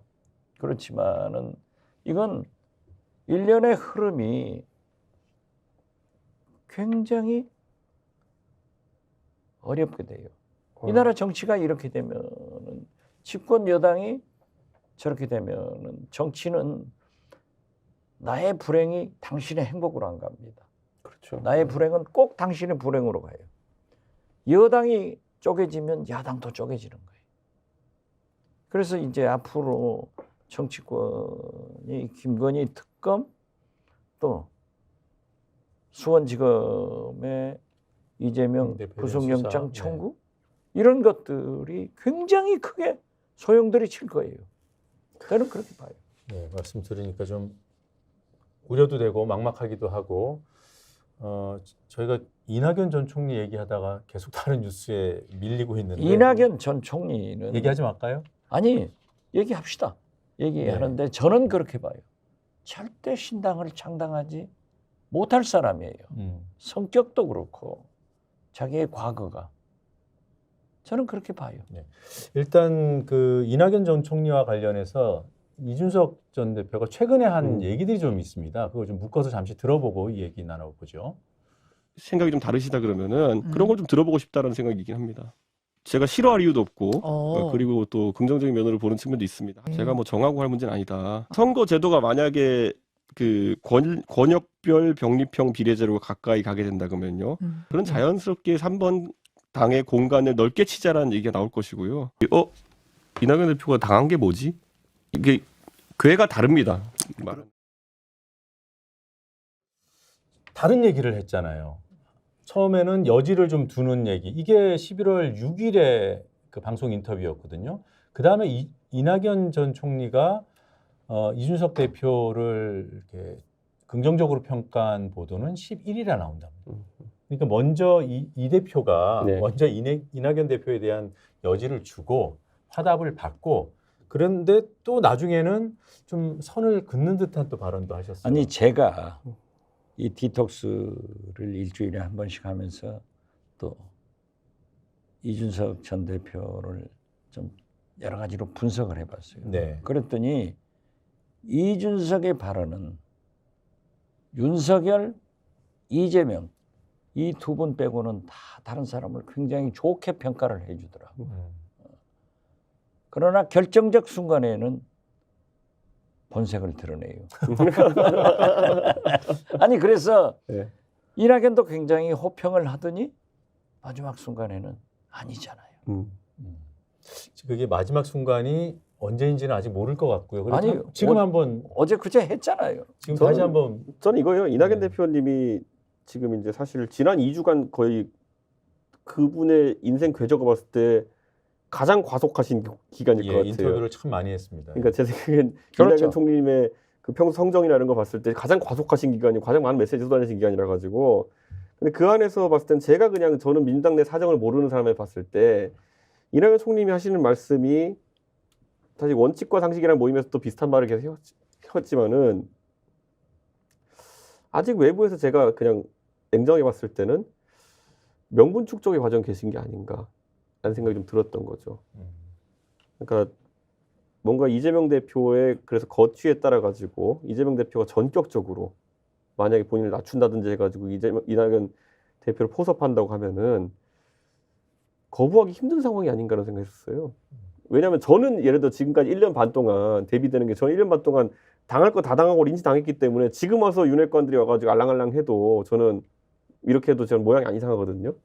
그런데 이낙연 총리님은 움직이시는데 만약에 이재명 대표가 다급함을 느껴가지고 최대로 숙이고 들어온다든지 아니면 유화적인 제스처를 취하면은 그만큼 거리를 또 벌리기가 힘든 상황일 거라고 생각했어요. 그래서 그거를 이제 좀 하시는 기간이 필요하지 않을까라는 생각으로 이제 얘기를 했던 거거든요. 실제로 저는 이낙연 총리님이 그러니까 그래서 그 아까 억울한 일을 당한 게 아직은 없지 않느냐 이런 게 저에 대비해서 이제 말한 건데요. 다만 제가 의지를 평가하자면은 이낙연 대표님의 의지는 제가 전원으로 듣는 건 상당히 있는 거로 보입니다. 저는. 신당을 창당하는 쪽으로. 예, 그게 뭐 이제 근데 신당이라는 게 끝까지 가는 게 어려운 얘기긴 합니다만은 그래서 어떻게 될지 모르겠습니다. 지금 제가 전해 듣는 거로는 이번엔 어떤 결정적 행보를 하실 가능성이 높다 봅니다. 저는. 그럼 질문 이렇게 드리죠. 정치나 네. 인생살이가 의지만 가지고는 안 돼요. 네. 네. 특히 정치는 함께하는 동지 그리고 국민의 지지가 있어야 돼요. 예. 그런데 또 이낙연 대표는 과거에 당신의 선친께서 민주당 당원이라는 것, DJ로부터 친서를 받은 것에 대해서 굉장히 프라우드하게 자랑스럽게 생각하고 노무현 대통령이 열린 우리당을 창당할 때도 고 김효석 의원 등 박준영 전남지사, 박광태 광주시장 등과 6, 7분이 민주당을 지켰어요. 예.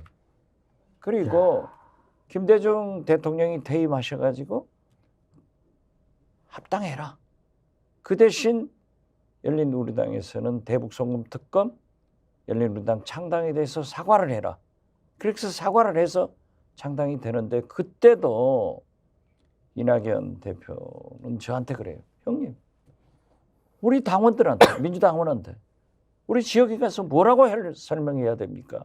이만큼 민주당을 사랑하신 분인데 예. 어떻게 됐든 민주당으로 사선 국회의원, 전남지사, 국무총리를 하고 전 당대표인데 그렇게 쉽사리 못할 거고 그분 성격이 그렇게 끌고 일을 저질러서 나간 분이 아니에요. 예. 그러나 지금은 화가 나서 그냥 굉장히 에스컬레이팅 되더라고요. 그렇지만 절대 탈당해서는 또 분열해서는 안 된다. 지금 당이도 말씀하시지만 그러기 어려울 것이라는 현실론도 좀 말씀하시는 저는 그렇게 거죠. 생각합니다. 예. 이 대표는 의지가 강한 걸로 봐서는 뭐 혹시 신당 추진 쪽으로 움직일 수도 있다고 보시는 거고. 의지는 가지고 있으면 국민 지지가 있어야 된다니까요. 네, 의지보다 지지가 중요하다. 그렇죠. 네. 제가 정치라고 하는 것은 예의가 아닌 줄 알지만은 방송 중에 잠깐 핸드폰으로 예. 온 뉴스를 봤더니만은 김기현 사퇴 후 김한길 비대위 체제 유력이라고 기사가 떴네요. 예. 근데 이게 뭐 작은 규모의 매체긴 한데 저도 이 얘기를 네. 들은 적이 있거든요. 네. 진짜 이거는 저희 저희가 한참 전에 김한길 비대위 체제를 여러 번 얘기했습니다. 그러면서 현실성 없다는 쪽으로 두 분이 전망을 얘기했잖아요. 했잖아요. 예. 보수들이 김한길 비대위 체제를 김한길 대표 체제를 인정하겠느냐. 네. 그래서 그거는 현실성이 없다고 했는데 그거는 이게 만약에 사실이라면 제가 거꾸로 예상을 하는 게 맞출 수 있다. 오늘 방송 끝나면 제가 얘기 드릴 게 있어요. 이따가. 아 그래요? 지금 얘기 아니 김한길 비대위 얘기 듣고 나니까. 뭐 지금 말씀하시죠 뭐. 아니 김한길 시청자분들께서 이미 궁금해하게 됐습니다. 예의가 말씀해 주신 분들 예의가 있는데 진짜 지금 당에 있는 중요하신 분들이 전부 다 어제 이제 김기현 대표 거취 문제 나왔을 때 많은 분들이 얘기하시면서 설마 김한길 대표는 아닐 거야 비대위로. 그러면서 저한테 몇몇 인사들이 나 김한길 그 만약에 비대위 하면은 나는 당 떠난다고 하신 분들이 있거든요. 네, 그래서 지금 웃으신 게 허탈해서 웃으신 게 아니라 좋아서 아니 진짜 근데 이준석 씨다 지금 같이 할 사람들이 늘어난다고 좋아하시는 거예요. 그러니까 아무도 생각하지 못한 방향으로 가면은 진짜 어이가 없는 겁니다 이거 진짜. 예, 알겠습니다. 네. 아 진짜 저는 윤석열 대통령이 대단하신 분이라 생각합니다. 자 여기 좀 흐름을 좀 깨는 질문이 될 수도 있는데 좀 본질에 닿아 있어서 이 질문은 오늘은 꼭 좀 하고 싶었어요. 아니 한마디만 더요. 네. 뭐 뉴 DJP, 신 DJP 소리가 나서 예. 그게 추진된 거예요? 아니요 전혀. 아니죠. 네. 그 내가 그랬어요. 예. 그게 이제 이낙연은 DJ가 아니다. JP는 이준석이 할 수 있다. 네, 알겠습니다. 그럼 저기 관련해서 아까 병립형이 유지되면 그 이제 3번 기호가 굉장히 중요해지기 때문에 네. 번역별 비례는 이게 당 정당 번호가 정말 중요하잖아요. 네. 그러면 더 큰 규모로 공학적으로 뭉칠 수 있다. 네.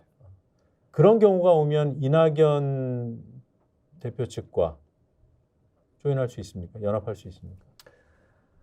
저는 뭐 열어놓고 생각해야 되지 않을까라는 생각이고요. 다만 아까 말했던 것처럼 이낙연 대표는 오히려 고민할 지점이 좀 많을 거다. 왜냐하면은 오히려 이재명 대표보다 민주당에 더 큰 이력을 쌓으신 분이고 그렇기 때문에 예전에 이분이 열린우리당 할 때도 안 나가신 분이거든요. 근데 그거는 뭐 이전 총리의 사정인 거고 만약에 나온다면 저는 그렇게 된다면 당국에서 만나보고요.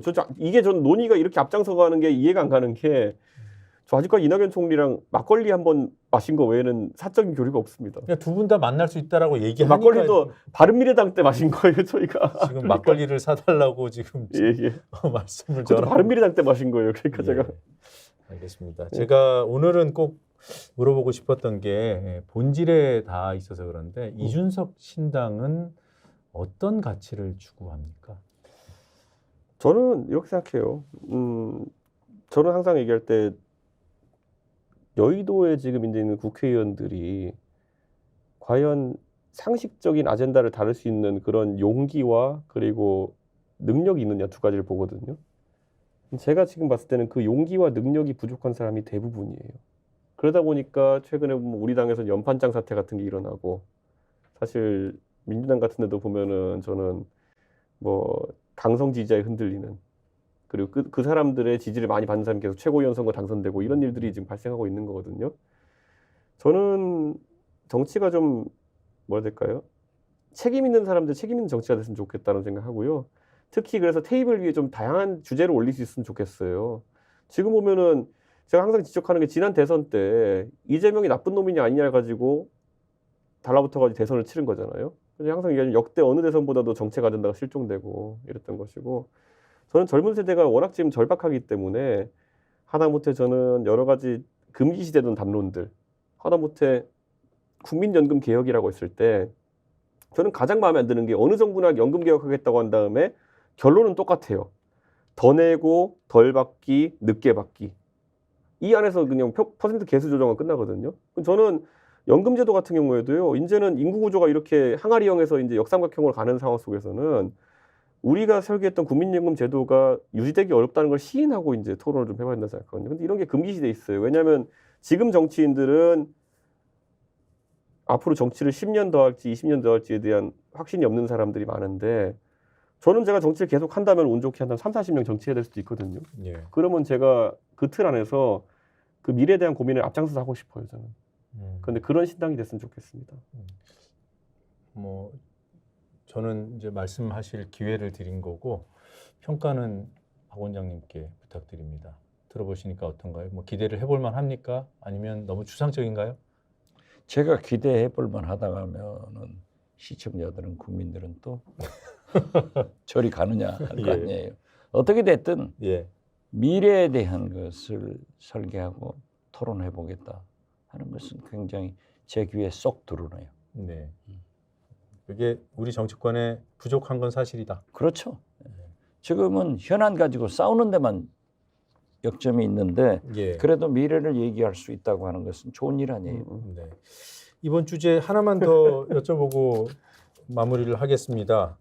특검법 재의결 상황이 됐을 경우에 네. 그때 이제 이준석 신당이 출범에 있다고 가정하고 그때 이준석 신당의 입장은 특검법 찬성인 거죠? 그게 이것도 오늘 이후로 상황이 많이 바뀐 게요. 네. 지금 이 상황에서 아마 아까 제가 말했듯이 공천 학살이 진행되고 이러면요. 네. 그 신당에 오는 만약에 분들이 있다면은 공천 학살 피해자 모임일 거거든요, 우선. 그러면은 이거는 그건 괜찮아요. 이건 원래 물어보시는 정치라는 의미가 그런 없어요. 이거는 예. 이거는 그럼 거의 공천 학살 피해자 모임 같이 될 거기 때문에. 네. 당연한 걸 여쭤보는 예. 게 예. 그래도 이제 앞으로 한 2달 정도 후의 상황일 예. 것이기 때문에 그렇죠. 지금 제가 볼 때는 정기국회, 네. 예산국회 끝나고 나면은 엄청난 소용돌이가 칠 거예요. 네. 알겠습니다. 자, 이 정도 마무리하고 두 번째 주제로 급히 넘어가 보겠습니다. 영상 보겠습니다.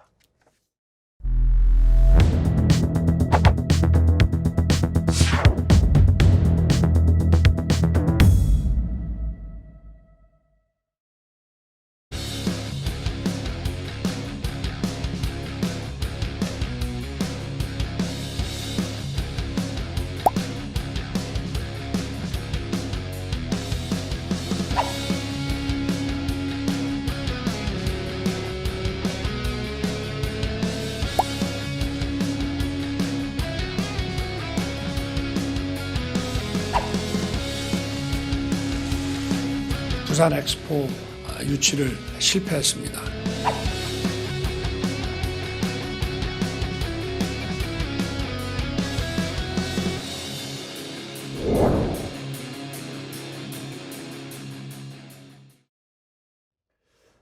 네, 국내 정치 상황 어지러운데 대통령은 지금 네덜란드 국빈 방문 중입니다. 네, 네덜란드 유명한 반도체 회사 ASML 클린룸을 방문했다고 자랑을 하고 있는 상황인데요. 지금 이 시국에 네덜란드 국빈 방문 무엇이 문제인지 박 원장님이 간단히 좀 평가해 주실까요? 저는 네덜란드 국방 방문을 할 수 있다고 봅니다. 네. 그렇지만은 또 거기가 물리학 저런 첨단 네. 저런 게 유명한 건 노광 컴퓨터 같은 게 이제 필요하잖아요. 갈 수 있는데 영국 가셨으면은 들렸다 오는 나라지 저렇게 일부러 거기만 딱 들렸다 오는 것은 아무래도 아니다. 그것도 영국 다녀온 다음에 직후에 또 그렇죠. 가는 거죠. 예. 그러니까 결국 집권 1년 반 만에 16번 해외를 나갔다고 하는 것은 한 달에 한 번씩 다녀왔다. 예. 이건 너무 심한 것 같아요. 네. 어떤 문제가 있습니까? 저는 이게 저도 그 유학 갔다 오고 이러면서 해외도 많이 다니고 했던 사람이지만요. 우선 해외 갔다 오면 비행기 한번 타고 나면 낮밤이 뒤바뀌면 고생합니다. 예. 예. 근데 이 상황에서 해외 출장이 잦으면은 국내에 정상적인 일정을 소화하는 게 어려워져요. 그렇기 때문에 이거는 좀 자제할 필요가 있다라는 생각이 들기도 하고요. 두 번째로 저는 외교에 있어가지고 상호주의가 기본이 돼야 된다 생각하거든요. 우리가 어떤 기여를 하면 상대국도 우리에 대한 기여를 하고 주고받는 네. 것이 외교의 기본이라고 생각하는데 제가 윤석열 정부의 외교 초기에 항상 이렇게 얘기했습니다. 일본과의 대화 속에서 우리가 먼저 통 크게 내주는 것처럼 보이지만은 사실 미국이 우리한테 반대를 제공할 수 있는 거고 저는 평가를 유보하겠다 그랬었어요. 근데 1년 반이 지났는데도 우리는 뭘 줬다, 네. 뭘 투자했다 이거 기사 외에는 지금 보지 못한 게 오래됐어요. 예. 전 그래서 솔직히 말하면 좀 아쉽습니다 지금은. 그러니까 미국에도 많이 투자를 했고 최근 이제 영국에도 30조 이상 투자를 했잖아요. 완전히 퍼주기 한 거죠. 윤석열 외교는 한마디로 퍼주기 한 거예요. 네. 우리가 가져온 것은 뭐 있어요? 일본을 향해서 물잔 반을 먼저 채운다고 했는데 일본이 더 채운 거는 아직 없어요. 없어요. 네. 이런 상황에서 계속 이제 나가시고 정상 외교 예산 올해 578억을 예비비까지 합하면 쓴 걸로 돼 있는데 내년 예산을 보니까 언론 보도에 따르면 664억 원입니다. 올해 예산 편성된 것의 2.6배, 7배 정도 돼요. 저는 이건 한번 언론이 좀 봤으면 좋겠는 게요. 전 정권이랑 비교를 좀 한번 했으면 좋겠는 게 요즘 들어서 이제 저랑 친한 용산에 있는 기자들이 하는 말이 뭐냐면 지난번에 미국 출장 갔을 때 가장 그게 다랬는데 네. 각 언론사가 원래 취재 비용을 대거든요. 전용기 탑승 비용부터. 근데 당연히 그렇죠. 뭔지 모르지만 한 사람당 2,500만 원까지 청구됐다는 거예요. 그러니까 비행기 값에 숙소비로 해가지고 2,500만 원 정도 청구됐다는 거예요. 한 사람당. 그럼 자기들도 봤을 때 전에 있던 그거에 관리에 비해서 너무 비싸다는 거예요. 예. 근데 그 집어 말하면은 그래도 그걸 뭐 비용을 쏘이진 않았을 테고 더 뭔가 고가에 계약했나? 예, 더 뭐 호화로운지 모르겠지만 하여튼 예. 저는 이 비용이 자꾸 늘어나는 것도 사실 저는 이해가 안 가는 게 이 기자들 비용을 빼고 나서도 뭔가 이 정상외교 예산이라는 게 너무 빨리 급증하고 있는 거 아닌가라는 생각을 하는 거죠. 예. 이게 뭐 정상 외교 필요하면 당연히 해야 되는 건데 이게 예산이 이렇게 급증하고 있는 부분에 대해서는 아니 의구심이- 예산이 급증하는 게 문제가 아니라 네. 정상 외교를 해서 효과가 있으면 1000번이라도 해야죠. 성과가 없다. 6천억이라도 써야죠. 네. 그렇지만은 성과가 없잖아요. 요번에 ASML 그게 이제 뭐 슈퍼을로 불리는 이게 장비를 공급하지만 그래서 이제 을로 불리지만 슈퍼을이다. 세계적인 그렇죠. 슈퍼을이다. 그 회사의 용왕 컴퓨터죠. 예. 그게 어렵던데 우리나라도 이게. 네. 뭐 삼성전자 뭐 없어요. 삼성 하이닉스가 예. 이 회사에서 만드는 거에 30~40%를 다 사와야 되는 거죠. 선매합니다 거의. 예, 전 세계적으로 이거를 사기 위해서 경쟁이 벌어진다고는 해요. 이 장비가 한 대가 뭐 2천억 정도 한다고 하고. 근데 그걸 만드는 회사에 클린룸을 들어갔잖아요. 네덜란드 국왕과 함께 같이. 네. 근데 이게 이미 이재용 회장은 들어갔던 곳이고 뭐 대학생들 견학 코스이기도 하고. 네. 그래서 이제 저는 이제 박 원장님께 여쭤보고 싶은 게 김정은 위원장이 러시아 방문했을 때 우주기지 보스토치니 우주기지를 방문했단 말이에요. 그거랑 비교해 보면 이게 좀 피부에 와닿지 않을까. 정상 외교가 어떠해야 아니 그러니까 네. 위성을 쏴서 성공적으로 갔잖아요. 정찰 위성 성공했죠. 성공했죠. 공교롭게도 여기 방문한 그렇죠. 뒤에. 네. 우리는 클린룸 다녀와도 사실 이재용 회장이 몇 년 전서부터 이 회사랑 해왔던 것들 그 수준에서 이제 못 벗어나는데 저 혼자 왜 얘기를 하고 있죠? 아니 할 말이 없는 거예요. 예. 아니 뭐 근데 부산 엑스포 유치한다고 뭐 기네스북에 올라간다 네. 이런 소리를 하다가 정치 문제는 기네스북에 안 올라간다니까 그냥 뭐 해본 소리다. 예. 이런 게 국민을 우롱하고 있잖아요. 저는 이런 게 반도체나 이런 것도 우리가 잘 생각해 보시면요. 대통령께서 취임했을 때 저는 그 예전에 노무현 대통령께서도 삼성 장학생이 되었다. 네. 무슨 뭐 삼성에서 경제연구소에서 만드는 보고서를 국가를 운영한다 이런 비판을 드셨던 적이 있었어요. 네, 근데 그렇죠. 이게 사실 이건 자료 같은 거 잘 만들거든요. 그럼 저는 대통령께서 지금 집권하신 다음에 밀어주는 회사들이 보면 반도체, 그다음에 그 배터리 업체, 그다음에 또 뭐 이런 게 있는데 반도체 관련해 가지고 그때 대통령 처음 취임할 때 웨이퍼 들고 나오고 막 이렇게 네. 판때기 들고 이렇게 하고 뭐 국회의원들도 다 공부해라 그래가지고 이종호 과기부 장관이 와서 저희 당에서 강의도 하고 이랬거든요. 되게 피상적이에요. 그러니까 제가 원래 컴퓨터를 전공했지만 저는 그 중에서도 제가 그 회로 설계 이런 걸 잘해가 조교도 했거든요 대학교 때. 근데 너무 피상적이에요. 그러니까 우리나라에서 예를 들어 반도체 사업에서 키워야 되는 것이 있다 그러면은 비메모리 반도체 설계 역량이라든지 이런 게 있다고 한다면은 지금 대통령께서 ASML 이런 데 가는 거는요. 이거는 공정 기술에 대한 부분이고 이거는 진짜 이건 사면 되는 거거든요. 예. 근데 이거를 대통령께서 신경 쓰신다는 건 반도체 발전에 큰 영향이 없어요. 이미 삼성전자가 여기 제품의 30%를 하이닉스랑 삼성전자가 쓰는 우리는 슈퍼 의정도는 위치에 있는 그 나라거든요. 근데 네. 참고로 ASML 지분도 삼성전자가 보유하고 있고. 예. 왜 가셨는지. 자, 귀국하면 개각을 한다 그러는데 안보 라인 이제 전면 교체할 것 같아요. 지난주에도 잠깐 말씀하셨지만. 그리고 총선 내보낼 장관들도 한다고 하는데 그러니까 박진 장관, 외교부 장관은 이제 총선 출마할 거고 국정원장은 어떻게 되는 겁니까? 거기도 지금 공석 중이니까 네. 조태영 안보실장을 집권 1년 반 만에 그분은 네. 주미대사 갔다가 안보실장 갔다가 국정원장 가면은 네. 사람이 그렇게 없나요? 네. 그러면 안보실장을 박문규 빼면 산자부 장관은 이제 간지 3개월 3개월 됐는데 됐죠. 네. 다시 총선 뽑아야 되고. 그러면 아니 저 김홍일 네. 국민권익위원장은 5개월 만에 다시 또 방통위원장 가고. 지금 권익위원장은 유지하고 있습니다. 글쎄요. 네. 그러니까 그냥 권익위원장 하는 게 좋아요. 그분은. 네. 저는 이제 그런데 사실 조태용 안보실장 같은 경우에도요. 이게 되게 특이한 게 뭐냐면은 원래 외교부 차관 출신이고 우리 당에서 가장 그래도 비례대표 의원으로 있었고 가장 외교부 장관으로 적합한 사람이다 해서 또 당에서 추천했을 때는 안 들어요.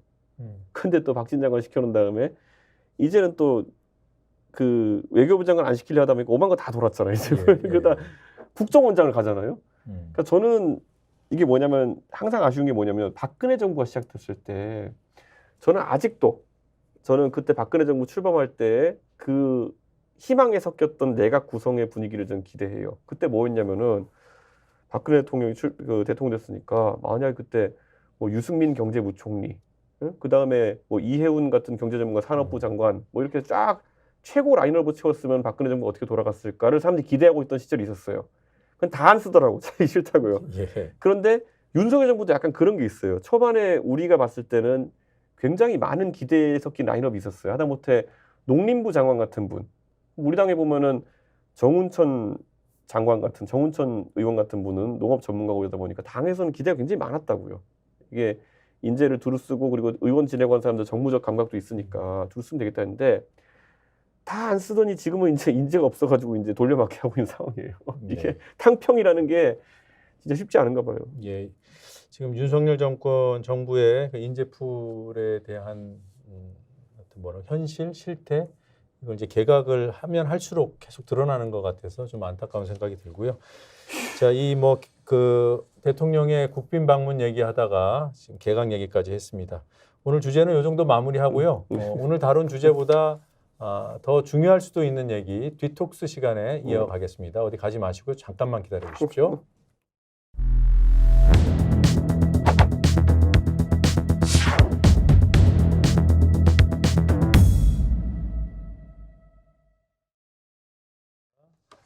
그린이 대세를 이루네. 네. 저기 제가 오늘 두 분께 미리 질문 하나 드린 거 있죠. 선거법과 관련해서. 예. 그거 답변 오늘 안 해주시면 못 나가십니다. 예. 이게 지금 현재 선거법 이거 여야 합의가 안 되면은 기존대로 가야 되는 거고 그건 준연동형 이대로 가는 거잖아요. 그렇죠. 근데 이거에 대한 비판은 위성정당을 막을 수 없다. 그래서 이제 민주당에서 나오는 게 위성정당 방지법을 만들자. 방지법 100번 만들어도 나오지. 그러니까 그것 때문에 위성정당 방지법은 실효성이 없다까지 지금 논의가 와 있는데 제가 미리 이제 의견을 드린 게 혹시 이 방안은 실효성이 있지 않나 해서 저기 두 분의 고견을 한번 청해 듣고 싶은 겁니다. 두 가지 조건을 붙인다.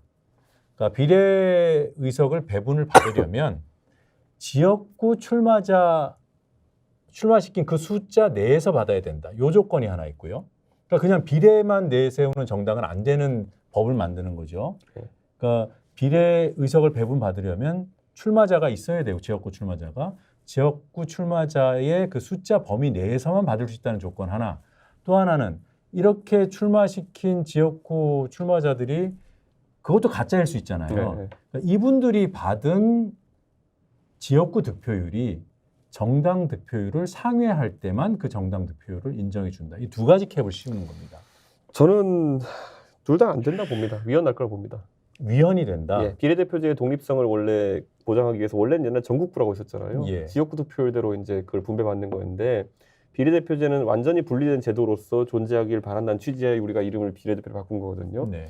그 독립선거로 취급받는 상황 속에서 연동해가지고 네. 득표를 연동해서 이렇게 하는 건 안 되고 저는 오히려 봤을 때 예전에 나왔던 안 중에 보면은 뭐 현실적으로 어떤 식으로든 나오는 위성정당 맞기는 어려우니까 1년, 2년 이내로 합당해버리면 보조금을 삭감한다가 오히려 정당한테 더 위협적일 겁니다. 이거 이탄희 의원이 네, 저는 주장하는 그 이탄희 의원 아니 오히려 저는 현실적이라 보고 왜냐면은 생각보다 정당한테 돈은 민감한 문제입니다. 예. 그러니까 저는 오히려 그런 게 현실적이지 이거는 위헌납니다 무조건. 위헌 소지가 있다. 네. 원장님은 어떠십니까?